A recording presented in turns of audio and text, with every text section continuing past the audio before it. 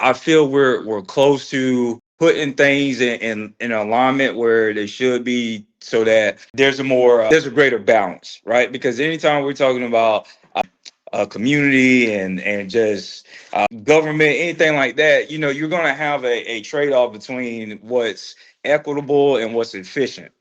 Sometimes those things don't always line up, but we have to try our best to get those things to align. Right now, and it's not even just here, it's just all over. Right now it's like this. We have things where we try to be more equitable, give people, equalize opportunities and chances, but then that also comes with the efficiency hit at times, and vice versa. So I feel we're moving in the right direction. I think with the massive amount of growth that we experienced so rapidly, it exacerbated a lot of the issues that now have grown so large. We can't ignore them.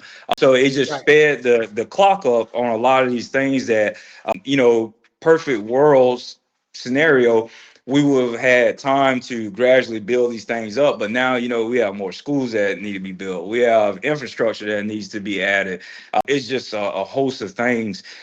So Ocala definitely has its challenges, but I know there's the right people here to make sure that those challenges are, conquered appropriately, and with the least amount of necessary pain that the community feels when it's going through changes. Yeah. Unfortunately, we can't always make that process or progress comfortable. Is very rarely is, but it's more so just soothing that truth in the masses as we're moving along. Sometimes you have to have hard conversations, but still have that grace and that tact in place, so that people, they're more willing to accept the uncomfortable situations that may arise as we push forward to a more progressive or equitable type of community, while remaining at an efficient rate, or even improving that efficiency without losing people. And that's the Yeah. tough juggling act that uh, as community leaders and business leaders, that we have to juggle every single day. So it's a complex situation, and it's a heavy responsibility that falls on anyone that's a leader, whether it's elected, appointed, or just from their sheer efforts in the community.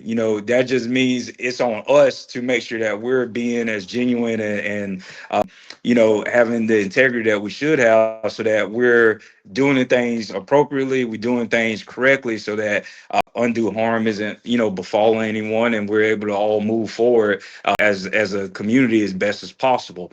So I think within that 5 to 10 year period, I envision still seeing growth coming in. It's going to trickle down a bit. It's going to taper off and even out, and then that's when more talks and more movements on how we can sturdy some of our systems and infrastructure. That's when a lot of those things can freely be talked about. Right now, it's you're trying to talk about alleviating issues while you have an influx of things still coming in, and it's a very hard task to balance.